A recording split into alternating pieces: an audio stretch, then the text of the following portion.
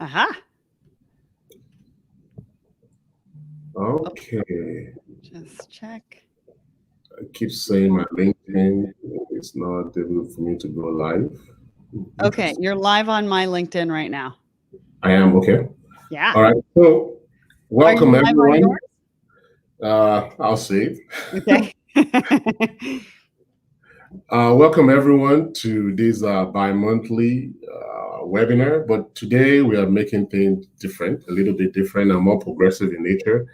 I have with me Sara Barnes-Humphey. She is well known in the circle supply chain globally, and it's a treat for me having her here today. And I'm really appreciative of her coming to the webinar today. We're going to share some news on words on what's going on in the world of shipment and supply chain generally.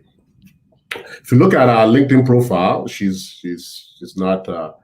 She's not a stranger to a lot of things, but she does probably one of the top supply chain podcasts globally. So Sara is the founder and host of Let's Talk Supply Chain, and she's also the founder of Ships. Is it Ships or Ships?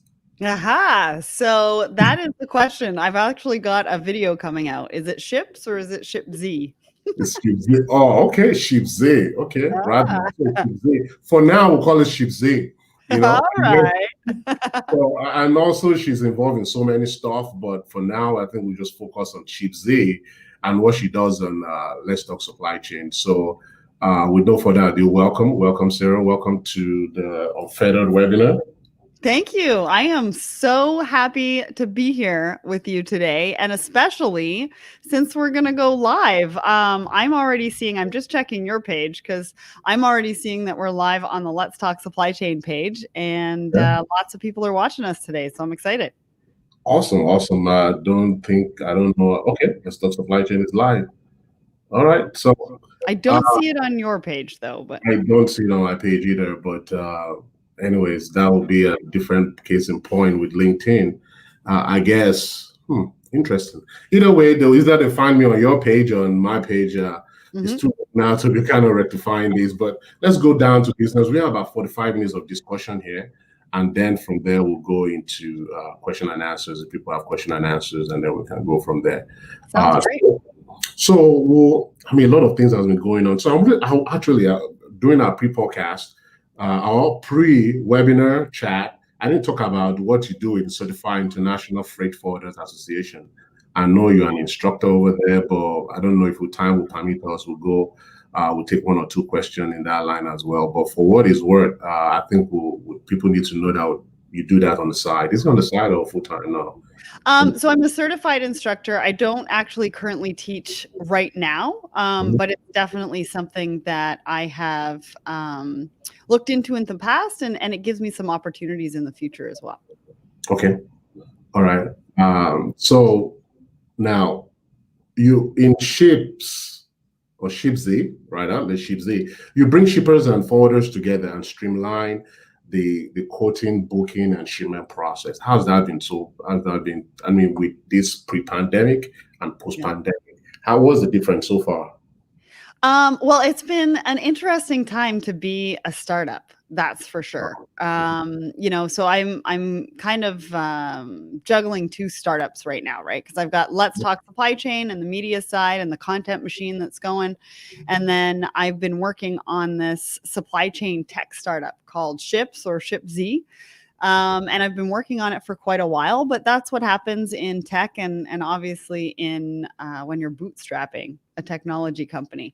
And I think it's been great. I mean, pre-COVID, we've spent a lot of time talking to shippers and freight forwarders and really figuring out what they're looking for in the marketplace and what they're looking for to help them be more efficient and execute on what they're doing on a daily basis. And so we've really taken all of that feedback and really been able to put that into a platform.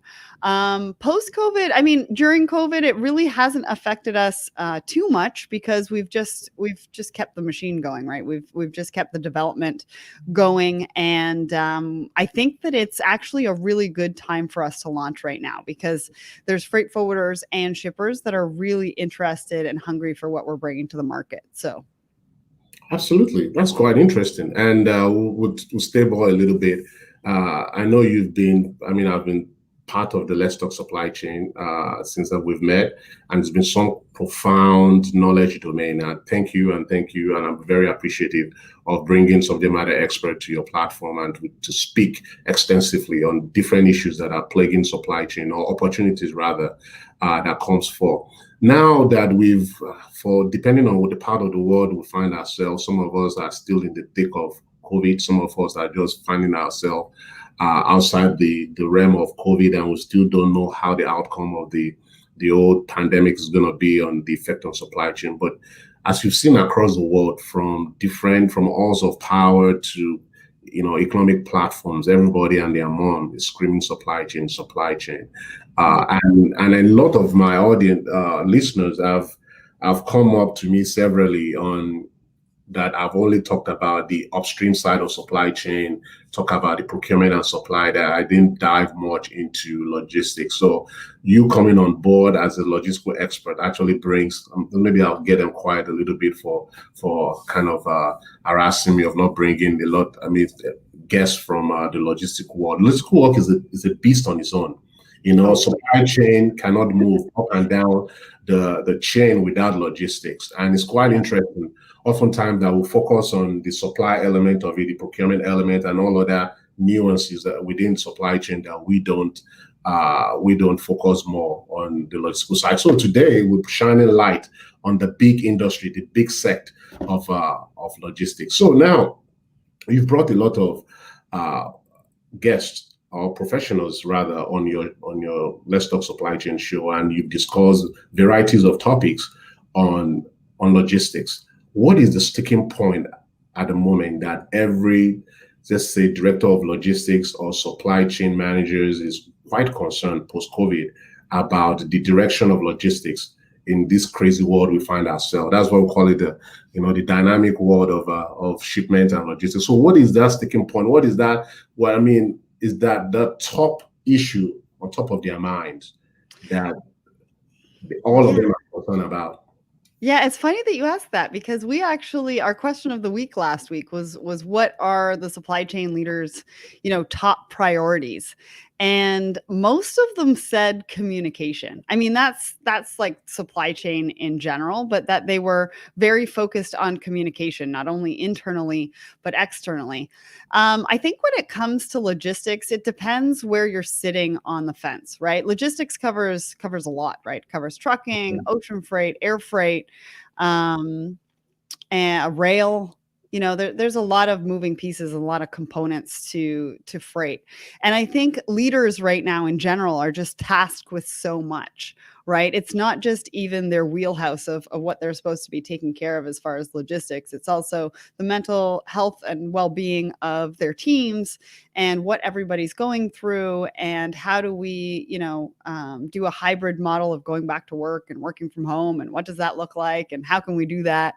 But from a logistics standpoint, I think that there have been challenges. I mean, at the beginning of COVID, shipments were moving as normal, and they were bringing products in that had already been bought.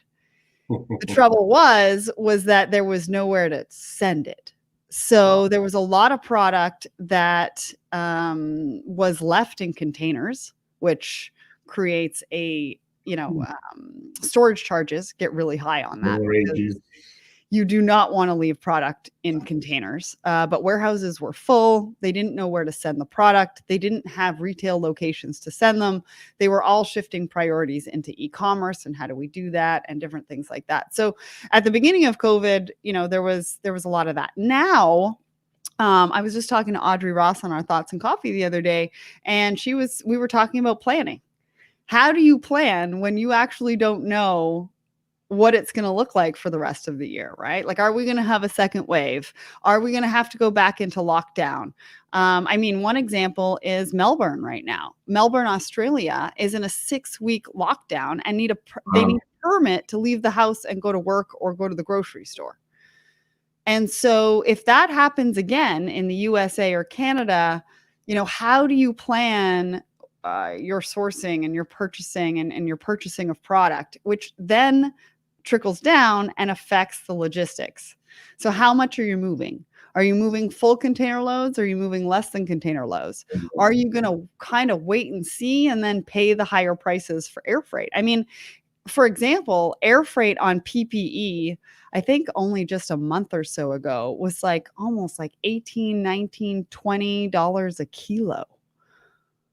Like that's a lot of money. Wow. Yeah. Yeah. Wow. When it's usually, $4 maybe to $5 at the most. That's about 400%. Yeah. So, there's been a lot happening in the freight world. There's been a lot shifting depending on the product, depending on who's buying what and who's moving what. There's Mhm. been a big shift, obviously, into PPE because more companies are shipping PPE. And those products are essentially what's really filling our airplanes that are moving globally as well. Wow. That's quite interesting. I didn't know the cost of shipping has quite quadrupled, actually for PPE. Wow, Yeah, it's that's come down now, but at the height, about a month or so ago, it was fairly expensive. Yeah. yeah, and and we'll talk about scenario. I remember probably you from Canada during the height of COVID.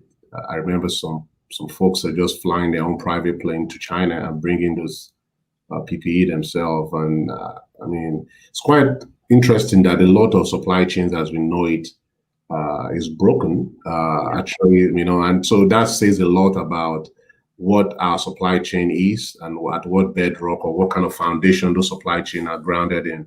Because there's at no point in time should your supply chain or any part of your chain be broken. But when you have folks that have private plane just boycotting whatever it is necessary and they just fly directly to Shanghai or Beijing or whatever part of China the PPE is coming from. They just go over there and pack load and return it back. I understand that there was some planes that left Canada and came back empty-handed. So what kind of stories came out of this COVID? I Yeah. can only imagine when this whole thing is going on, we start compiling lesson learned and see what's going to be out of it.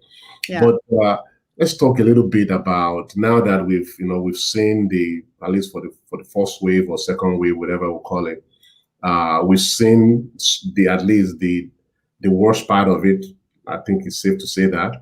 Now let's start going to post COVID era, and we'll start talking about the emerging of technologies and how those things are affecting logistics globally. So we'll talk about the so-called civilized or Western world that we have this robust supply chain and framework that support it.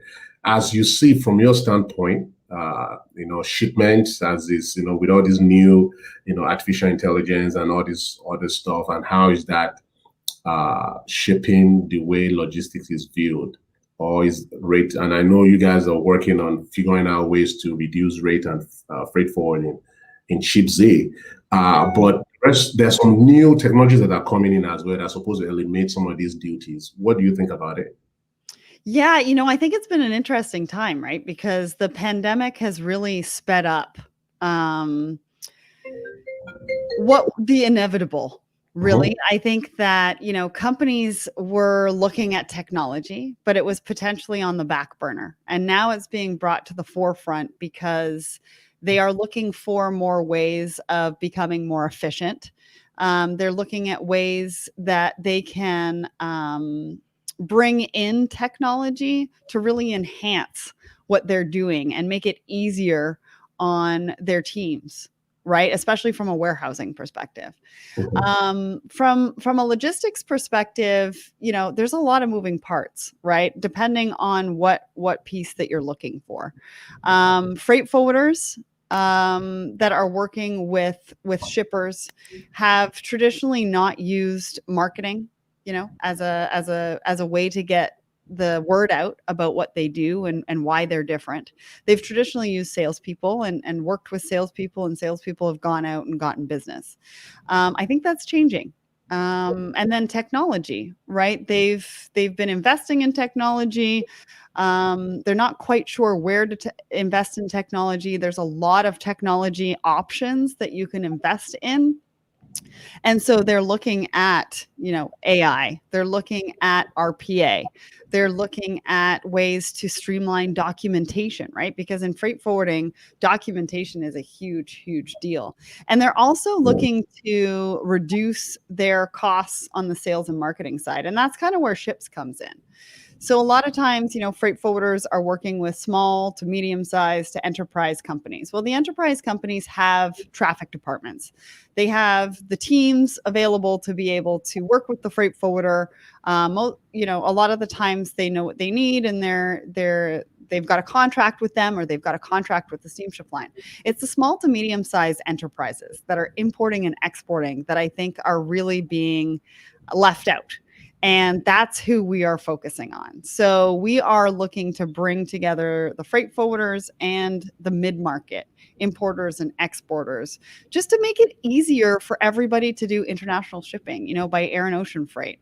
Easier to get costs right at your fingertips. Easier to get quotes when your shipments are ready.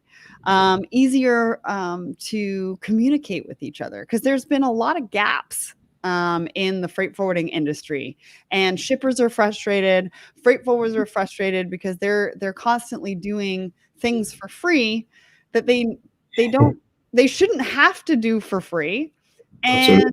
but they feel like they do because they want to hold on to the customer, and the customer is not getting necessarily the best. The best out of it, because they're going to the same 3 to 5 different freight forwarders to quote on everything. And those 3 to 5 different freight forwarders might not be good for that particular lane, but they don't have time to look in the market and see what else is out there as far as a freight forwarder is concerned. And so that's what we're doing with Ships, or ShipZ, whatever you want to call it. It's really just a platform to bring everybody together and remove those frustrations so that we can all work together. Absolutely. So let's leave the developed world a little bit and talk about emerging economies rather, uh, Mm. Africa, South America, and let's talk about the effect of all these new technologies and changes that is happening in the logistical world. I know for sure about a couple of years ago, I was doing some research, and I know some countries in Africa, you cannot move some freight by sea from one country in Africa to another for some strange reason. You have to go to some part of the world and then come back. Which Right. I believe that market, maybe by now somebody will have tapped into that market. At least a couple of years ago when I checked on it, it wasn't happening. There was no country to country within the intercontinental kind of deal going on. And also we'll talk about the freight movement in all these other countries. And I know during our pre-webinar discussion, you talk about a lot of interesting things going on, especially in the continent of Africa. Can you share with our viewers and listeners what's going on from your viewpoint? Yeah, so Africa is a really interesting economy. We've had some blogs actually over on the Let's Talk Supply Chain website talking about Africa and what it looks like from an economy perspective. I've read a lot of articles on it, and I was actually talking to the team at PVH, which is Philip Van Heusen, which represents, Calvin Klein and different brands like that.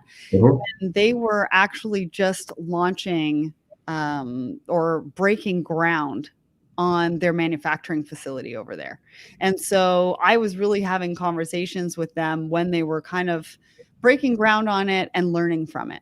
And so, there's a lot of interesting components with that economy. From a retail perspective, it's a great economy. It's an emerging economy that you can really dive into from a retail perspective. It's a huge economy and a lot of opportunity there from a retail. They're very smart consumers, and they're definitely ready for more, right? Exactly. I think from a manufacturing standpoint, I think more and more companies are looking at them. I know that PVH was kind of breaking ground there. And I haven't spoken to them in a little while, but I'm pretty sure they still have that, obviously, that manufacturing facility there for what they're building. The infrastructure is not ideal, but I think that there are a lot of different components. There's a lot of investment going into Africa Mhm. to build up that infrastructure to make it what it needs to be.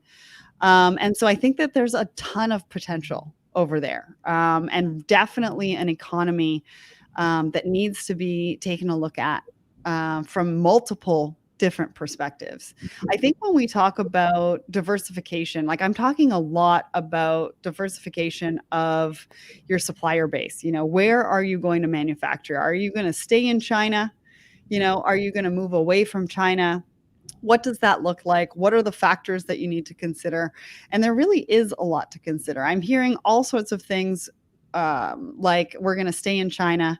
We're going to move away from China, potentially into India, Vietnam. I think Africa is on that list. I think there still needs to be some investment in, obviously, the infrastructure, but I think it's definitely a strong contender. And then I'm also hearing about companies keeping manufacturing in certain locations to support local economies or local markets. So they might still have a manufacturing facility in China, but that manufacturing facility, rather than manufacturing the product for the global markets, it's manufacturing the product for the local market. Right. So I think you might see some shifts into manufacturing coming over to the US and Canada, North America. I think there's also a couple of, like, there's a lot to consider, right? There's free trade agreements, the country that you're going to go to, the country that you're going to manufacture in, and the country that you're going to ship your product to. What do the free trade agreements look like? Like, what does that have on the effect of your total landed costs? Taxes, duties. What's involved in those free trade agreements? Are there free trade agreements? I've been recently talking to Jim Dawson, who's a tax expert, and he's coming on the show soon. And he's talking about what the tax implications have on your supply chain strategy when you're taking a look at diversifying your suppliers and moving your manufacturing. I mean, listen, I don't think that moving your manufacturing facilities into local markets is going to happen overnight. I mean, this is a huge undertaking, and like I said, logistics and supply chain professionals and leaders are really tasked with a lot right now, but they're definitely looking at their strategies. And so I think it's the conversation that's starting now, and I think we're definitely going to see some movement there, but it's not going to happen overnight, and there's a lot of factors to consider. I bet now that you brought up the conversation on diversification, and during our pre-webinar chat, we spoke about it a little bit, but I want us to deep dive in there a little bit more. There's been a lot of talk. I mean, every CEO at the height of COVID, everyone's like, you know what, we need to pivot away from China. But looking back now, the dust has settled. Well, maybe it's not really a bad idea. Maybe we need to look inwards into our supply chain. I understand that Japan is putting up some money, and the rest of some other countries are also there pivoting away from China. But I wrote an article on that. Do you think we can actually pivot away from China? Because China might not be the first tier, but the second, third, fourth tier we're always going to have that kind of link to China. But my question to you is, when you talk about diversification, it took, for the world to be reliant on China, I think it's about 30 years in the making, and it was such a robust and kind of a forceful effort from almost everyone to kind of source into China when everything was, job exportation and all those kind of stuff. When this happened in the early 90s or so like that, when all those things happened, but a lot of things have been created along the chain. I mean, the supply route coming out of China, a lot of countries involved in it has really benefited from that endeavor. Now, you're now telling us to now reshape the supply route from there. What's going to happen to all those countries? Do you think they're just going to let go without fighting or doing something of that nature? Because they're different routes and those different straits around the world really benefited from this. Every time your ship passes through certain strait, there is some kind of duties that has to be paid. I know those countries are not just going to give up like that. So how do you see the world of logistics shaping, if by any means some of these companies are actually rethinking kind of moving their manufacturing to different parts of the world other than Southeast Asia? Yeah, I mean, it's going to change the routing for sure, if they are going to come out of China. But again, it's not going to happen overnight. So it's something that's going to happen gradually, right? Because there was a lot of investment that was put into China, Mhm. into the infrastructure, and also into manufacturing facilities over there, sourcing. You've got agents over there that are representing a number of different companies in North America from a sourcing standpoint as well. And so if you are going to look at new markets, you've got to be able, or you might have to invest in that infrastructure again. Like I was saying with Africa, is that there's going to be some investment there from an infrastructure perspective, and that's not just from roads, and from a transportation standpoint. It's kind of everything around sourcing and manufacturing and what everybody's doing there. So I think if we are going to see diversification, I mean, I don't have a crystal ball, right? So I don't know what's going to happen. I'm not somebody that is necessarily in the boat of figuring out what that strategy means for my company. Mhm. But in the discussions and the things that we're hearing, if people are going to bring some of that manufacturing back to North America, and that could even mean Mexico, right? So it doesn't necessarily have to be the USA and Canada. There's some interesting dialogue that's happening around bringing manufacturing into Mexico. And obviously, under the USMCA and the agreement that we have between the three countries, it could be a good opportunity. It could be a good option. Supply chain leaders might also take a look at Panama. So Mhm. Panama is a really great location. My good buddy Demo Perez, I don't know if he's listening, but he is a great connection over in Panama. It's kind of the gateway into Latin America. Okay, And yeah. obviously, because it brings everybody together through the Panama Canal, it's Mhm. also a great location to use from one end of the globe to the other. And there's also a free trade zone there. So Exactly. when we talk about tax and we talk about, looking at your strategy, free trade zones are another opportunity there, and something that, supply chain leaders need to take a look at within their strategy, and how would that fit in? It also will depend on where these new markets are from a retail perspective. I mean, we've seen a huge shift in the pandemic from obviously bricks and mortar that have been closed into Very e-commerce, e-commerce, yeah. right? And Mhm. the opportunity there is really endless. One of the things that I've done recently in research is also found out that Amazon doesn't um, support Latin America very well. That's Hmm. a huge opportunity for Huge e-commerce. market. Yeah. If you can figure it out. Yeah. And Panama could be a solution for that, right? You take a look at Panama, there's a free trade zone. You don't necessarily have to pay duties and taxes as soon as you hit the market. But if you're selling into the market, that's when you pay the duties and taxes. And it could be a real win-win scenario for retailers and companies that are looking to get into the Latin American market. Yeah. That could be. I mean, you made some, I mean, valuable points over there as by using Panama as a logical hub for South. I mean, Latin America. Something that after this North American trade treaty has been kind of torn apart and then rebuilt back, which we'll actually revisit real quick. And I know, but it's quite interesting to see how Panama is going to play a major role in kind of looking into Latin America. So let's look at the North American trade treaty that has been, NAFTA, the former NAFTA has been shredded, and now USMCA. Is Hmm. that yes, Yep. USMCA? And what has been your we've really haven't talked much about this. So, what has been your viewpoint now from logistical perspective? And I know a lot has gone during that. Before that time, a lot of tariffs, COVID has happened, a lot of blockade has happened in Mexico and also in the US side, going to Canada and all those kind of nuances. And I think the geopolitical influence in logistical and shipments is something that we often don't discuss much, but it Right. has a huge impact of how some of these things carried out. So, as they looking at what has been done during NAFTA and what is going on now, what has been the difference maker in looking at both two treaties?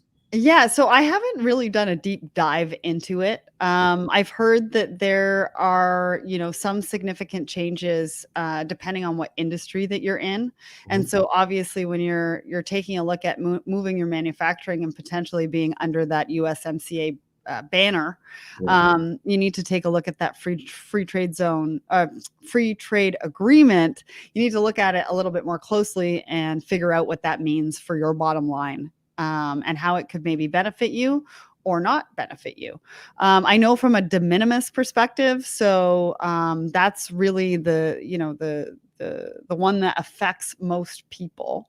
That Canada has raised their de minimis, but it's not by a lot. I think it went from like $20 in value to $40 in value. I also heard $150 in value, Mm. whereas the US, the value is, I believe, $800. So Wow. we as Canadians can ship product into Canada that is valued at less than $800 and not have to pay duties and taxes. Whereas the US shipping into Canada can only ship something under, I think it's $40. I think that's what it was changed to, which is not a lot. Wow. Before you can get charged duties and taxes. And so And they're that's making the a lot one. of money. Yeah, and so that's the one that I've heard the most about because obviously, there's still some discrepancies there. However, Canada is a much smaller market and they want to protect, the competitive advantage that we have within our own country versus other products coming from the US. However, in saying that, it really hasn't stopped trade. Like Canadians buy from US companies all the time and just end up paying that duties and taxes. That's pretty nice, though. I mean, if I'll need to look more into that Mhm. part of it because that some quite interesting business deal going on there. So now we'll talk about logistic world, that shipping world, as things are evolving, technology, new ways of doing things. COVID has really opened a lot of doors or closed a lot of doors, rather, depending on how you're looking at it. How you look at it, yeah. Exactly. So, and then we have Industry 4.0, the mantra everybody has been singing. I think Industry 4.0 has been going on for years, but now it just come to fore of the age of automation, and everybody's been automated and whatnot. So for the next 10 minutes, we want to discuss more about that. But more importantly, let's talk about what kind of roles within the shipping logistical world that you think, or from what you gauge from your guest, that those roles are going away, and what are the emerging roles that are coming up that is going to be the frontier roles for now and foreseeable future. Yeah, so from a viewpoint of what we're building at ships, we're really finding that from a Yeah. technology standpoint, we need to meet them where they are. Okay. Right? Freight forwarders, shippers, they're not looking for something that that's going to completely change their world. And that they're going to have to sit down and spend a lot of time, not necessarily on implementation, but more on training. And Okay. so they really want to take a look at what they're currently doing right now and what's the easiest path and most simplest path forward to gain efficiencies. And Okay. that's, from a ship's perspective, that's what we are doing for the mid-market importer and exporter and the freight forwarder. Okay. As far as warehousing is concerned, I've seen a lot in that regard. I was just talking to a company a couple of weeks ago about their drone technology, and how they're using drones within the warehouse to help keep a stronghold on inventory within the cases within the warehouse. And then you've got companies like Andrew Johnson over at Shelf Aware, who's using RFID tags and really helping companies to manage their inventory and their replenishment. Then you've got, a company like Terminal 49. The CEO is Akshay. And they're doing some amazing things in the drayage space. So when you think about freight, there are so many moving parts, right? So for example, you buy something from China. Well, first of all, what are your Incoterms? Are you, as the importer, are you paying from their door, or are you paying from the port? Hmm. So that determines what happens in the front end of that shipment, right? Either you're responsible to get a trucking company to move it from their door to the port, or they're responsible. Once it gets to the port, it gets offloaded from a truck into a warehouse. If it's LCL, it's being put together with other shipments into a container, and then it's being put on a vessel, and then the vessel is moving to the port here in North America. Let's say you're in Toronto as the importer, right? So Mhm. usually shipments from China are going to go into Vancouver. Um, there's a couple other ports around there as well, but let's say Vancouver. So it goes into the port of Vancouver. The container gets offloaded from the vessel. It then gets unloaded onto a rail car, Mhm. and then it moves across the country from Vancouver into the port into Toronto. It gets offloaded off the rail car, and then it gets moved by truck into a freight forwarder's warehouse or a third party's warehouse. It gets destuffed, and then it gets put on a truck to be delivered to you, which then gets offloaded into your warehouse. Hmm. So there's all these moving parts, and every single one of those parts traditionally has not used a lot of technology. And so, what I'm getting at is that there is so much great innovation that is happening right now. Because what you may or may not realize from a freight forwarder's perspective, there's a lot of documentation, Oh there's a yeah. lot of paper, Mhm. right? Potentially, if you're not set up properly. Um, yeah, so from that perspective, right, there's payments, right? You now want to do electronic payments. Well, who's set up for electronic payments? Are the steamship lines set up for that? Are the airlines set up for that? Are you still sending checks? Hmm. Like, they're still sending checks. So there's the payment side of it. What Akshay is doing at Terminal 49 on the drayage side. So when a trucking company goes to the port, okay, or the rail yard to go and pick up a container, they have to pick a time slot, and then they wait in line.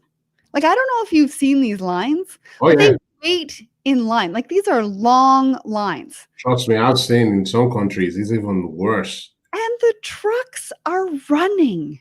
Yes. So now you're bringing in a sustainability, a Issue. carbon footprint issue. Yeah. I guess what I'm getting at is there are so many different components to just the transportation side on an international shipment that needs to be looked at, needs to become more efficient, needs to be taken a look at from a sustainability standpoint, from a carbon footprint standpoint. There's a lot of opportunity in And logistics. so your viewpoint is before we even get to the area of technology, which by the way, if we start getting, start doing the fine tune comb of what's going on in the logistical world, both local, just freight, over the road or international shipping, there's so much room for growth but to eliminate a lot of waste in So the process, a lot of exactly. And you mentioned a lot of stuff like climate change, the carbon footprint, sustainability. All these things have a way of affecting yeah. where we move stuff. And it's quite interesting that you mentioned that because shipping has been one of the areas whereby people have been focusing on, are we requesting for so much?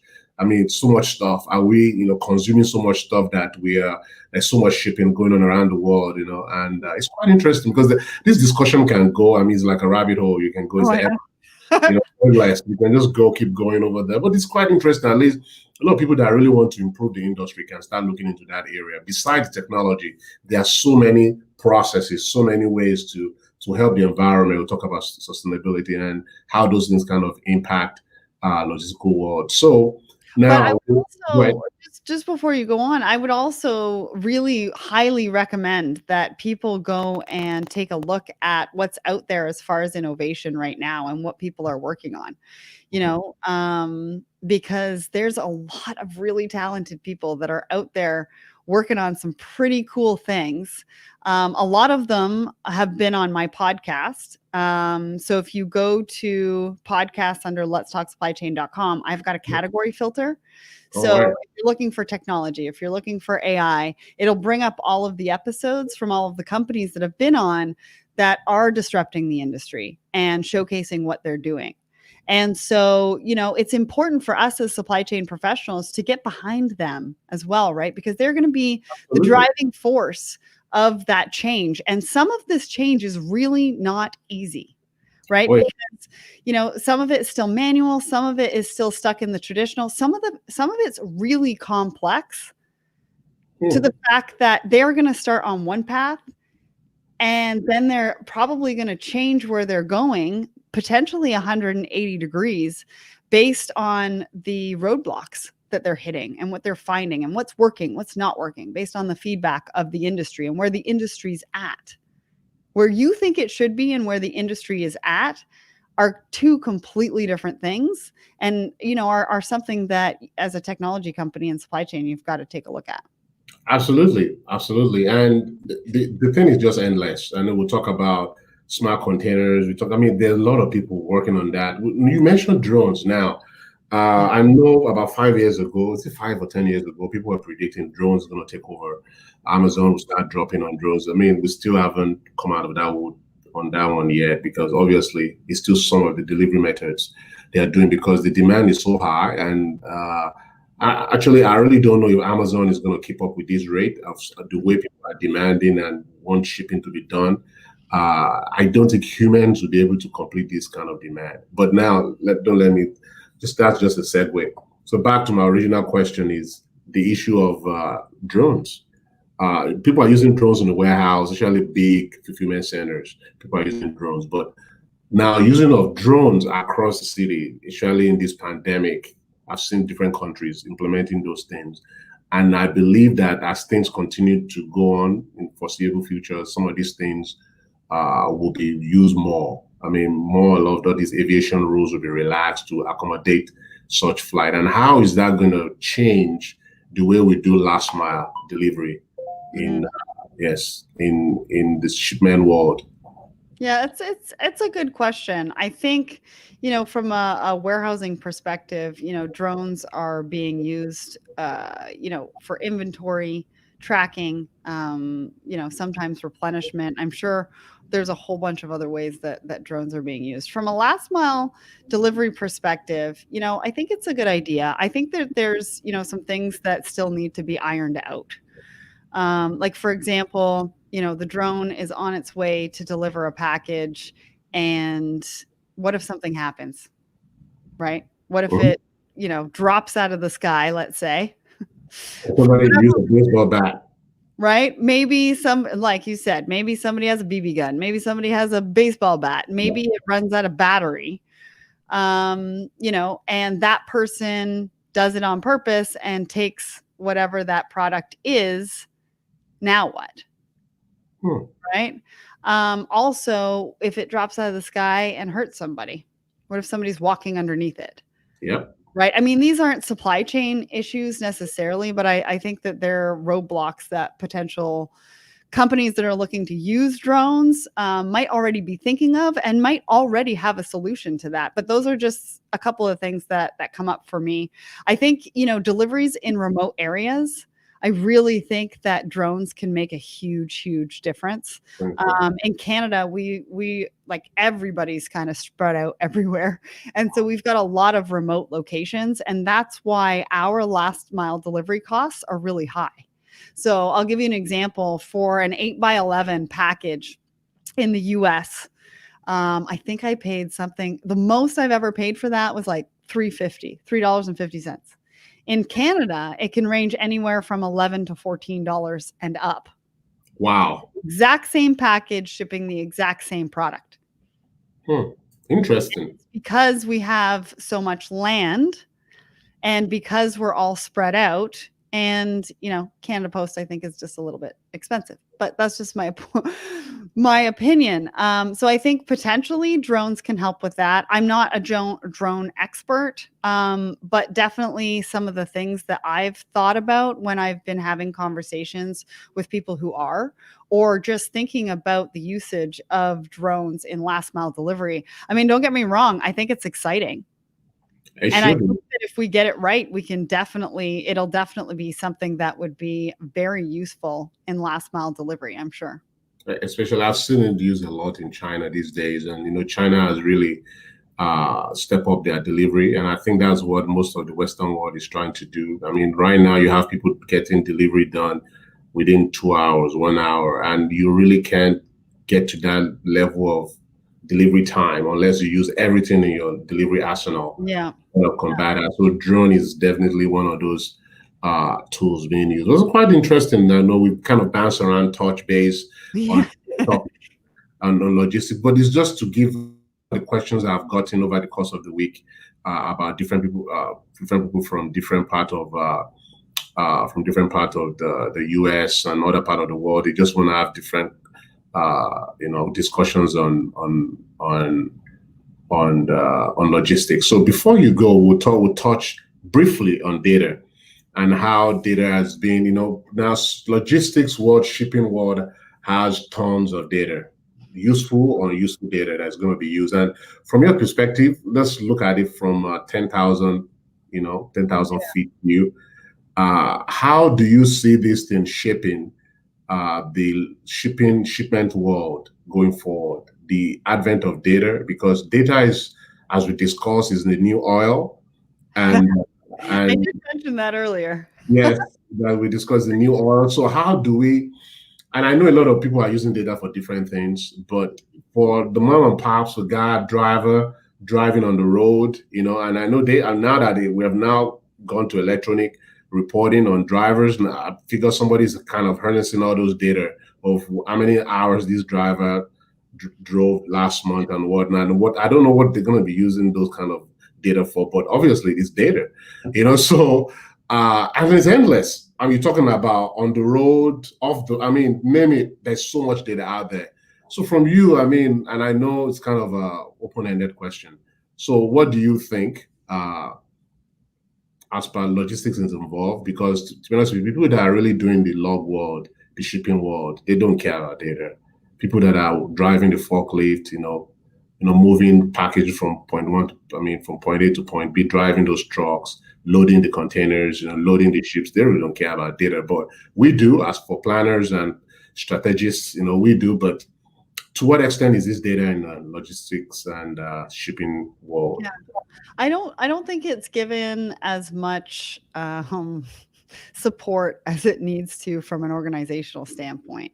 I don't know if anybody out there has watched The Great Hack on Netflix. It has nothing to do with logistics and supply chain, but I just watched it over the weekend, and they were talking about how data has surpassed oil as the richest asset globally. I think like 3 years ago. What does that mean? And what does that mean for supply chain and logistics? Well, it means that the data that you have and the data that you're collecting, and as long as it's, good data and being put to good use, means that it's really the biggest asset that you have in your organization. Whether it's being used in supply chain and logistics, or it's being used in marketing, or it's being used in customer service, or, right? Data is really going to be your biggest asset. And so if you're not taking a look at it right now, if you're not mining it, if you're not taking a look at what data you're collecting and how it can be used, then you're really missing out. So I think, data is a huge component to business, especially in supply chain and logistics. Like you said, from a planning perspective, the data that you have on hand, how can you use it to better plan? How can you use it to better future-proof your supply chains? And those are some really big questions, and definitely something that organizations and supply chain professionals should be looking at. Awesome. We have one question that came from a listener from Facebook. How can technology streamline call these bottlenecks in developing countries. You mentioned some of those issues. We talk about, logistical bottlenecks that needs to be ironed out Yeah. before we look at, kind of reducing waste. So I believe that's what he's alluding to. How can we use technology to kind of break those areas? But the developing world has their own challenges. Some of them don't have consistent power, and everything you want to do these days, you need some kind of power Yeah. to. So if you don't have power, it's going to be extremely difficult to make waves on those kind of streamline processes. Yeah, and I think before we talk about technology, we've got to make sure that the infrastructure is there, right? Like from a supply chain and logistics perspective, you've got to have the roads. You've got to be able to get in and out of the port. You've got to be able to get from one point to another fairly easily. But from a technology perspective, I think what you brought up about data could be very important to something like that, and we could potentially utilize the data. I don't know where it would come from or what that would look like, but based on, the strategies that supply chain professionals are coming up with in their own organizations and what they're looking at from a diversification perspective, where they're going to be manufacturing and what that looks like for them and what the future holds for them as far as manufacturing and sourcing and purchasing. All of that data, if you can get your hands on it, I mean, could really benefit the industry as a whole to figure out where the investment in that infrastructure needs to be and what that needs to look like and how long it will take to get there. Right. And I think data is a huge component of that before we do anything. And obviously infrastructure. I mean, that's not a technology point, but infrastructure is going to be huge to be able to have the flow of goods move in and out of a country as easy and as fast as possible. It's quite interesting. Yeah. Wow, there's so much to this data, especially in the logistical world. I mean, it's ruminating in my head so many opportunities there, and if you can actually have enough data to permutate the different solutions. Yeah. Wow. So we've been talking for about 15 minutes. It's insane. I just thought we just started. You have any question from your side? Because so I'm looking through some of the comments that we're getting on my LinkedIn page, because I know, unfortunately, we're not on yours live right now, but I think you're probably going to post this broadcast later. Yeah. So hi to Colin. Shneha has been in the audience today. Robert Busey from Chicago. Shimon says, great discussion. To add on, I remember reading the article on globalization of supply chain by yourself, outlining how the pandemic could impact outsourcing manufacturing to different regions. Yeah. Shneha says, your thoughts on the ease of adopting AI and RPA during these times and getting people on board trained with new systems. Sophia, what have you seen as strategy trends to solve the backhaul problem of empty containers in these uncertain times? So I haven't really done a deep dive into that. So I don't know if I'm the right person to answer that, but I can definitely find somebody who does. So strategy trends to solve the backhaul problem of empty containers. That's actually been a problem for a very, very long time. I think that there are some innovators out there. And I believe they were on my show last December. So go and check it out. I can't remember the episode number. The company is called CCM. And they're actually doing some amazing things from a container slotting perspective. They're only available in certain parts of the US right now, but obviously they're looking to expand. And I think they might be the answer to your question. So go and check that out, Sophia. Dolores, welcome. We've got Solomon from the Netherlands, Roberto from Panama. And I mentioned Panama. That's awesome. Just going through here just to see if there's anybody else with a question. I'm so sorry. I failed my connections because this thing did not display, but we'll rebroadcast it. Sorry about that. I thought I had a cool cool handshake with LinkedIn, but that did not happen to try. Well, that's okay. That's okay. I think you can download this video and then Okay. you can upload it to LinkedIn and just let everybody know that you had some technical difficulties. Awesome. It Awesome. happens So, to all of us, really. I mean, I wouldn't worry about it too much. yeah. Thank you so much, Sarah, for coming. For some of you guys that don't know about Sarah, she is a softball player. So I am. She's really, really good. So don't. I think you're a pitcher, right? No, I'm a catcher. You're a catcher, but she has a very strong arm. So do I not, do. if you ever encounter her, do not think she won't throw you out or throw you a 100 miles per hour ball. So That's so funny. but I mean, I know that our first conversation that we had, we were like, yep, I love to play a softball. So I mean, that ball is huge. And for you to be a catcher and to throw you out of the base is gonna be something else. Yeah. So thank you so much, Sarah, for doing this. And I really do appreciate your friendship and your professional, just being professional all the time, and giving me some tips here and there. I really do appreciate it. She's a conversationalist. I mean, she does this for a living. Please tune in to tell the listener. I mean, they're on your Let's Talk Supply Chain anyway, so there's no. I mean, they already know what to do. So well, we'll say it for your audience, and I just want to say thank you to you as well. I mean, for including me in what you're doing. I think what you're doing is amazing. You're heightening the conversation in supply chain. You're talking to some really great people. You're putting some really great content out there, and I'm sure that the community. I don't want to talk for everybody, but I'm sure that the community, really appreciates that, and I just appreciate being a part of that. So, if anybody is looking for more information on Ships or ShipZ, go to shipz or z.com. For Let's Talk Supply Chain, it's letstalksupplychain.com. We also have LinkedIn pages. So I'm Sara Barnes-Humphey on LinkedIn. We've got Ships on LinkedIn. We've got Let's Talk Supply Chain on LinkedIn as well. And then you can find both companies on Facebook, Twitter. Twitter, we're Let's Talk S Chain and I Love Ships. And we're the same on Instagram. So I Love Ships and Let's Talk Supply Chain on Instagram. And I am Be Victorious on Instagram as well. So we're kind of on all social media platforms. I mean, the only one we're not on, we'll talk about that later. Yeah. Very interesting. It's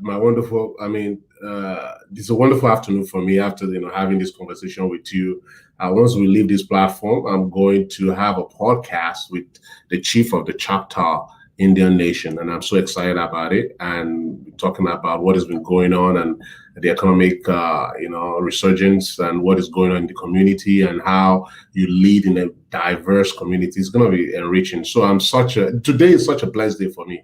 So it's a blessed day for me. Thank you. So until we see again, everyone, stay safe and stay blessed. Yeah. Enjoy your next one. I can't wait to listen to it. Thanks a lot for having me. Thank you so much.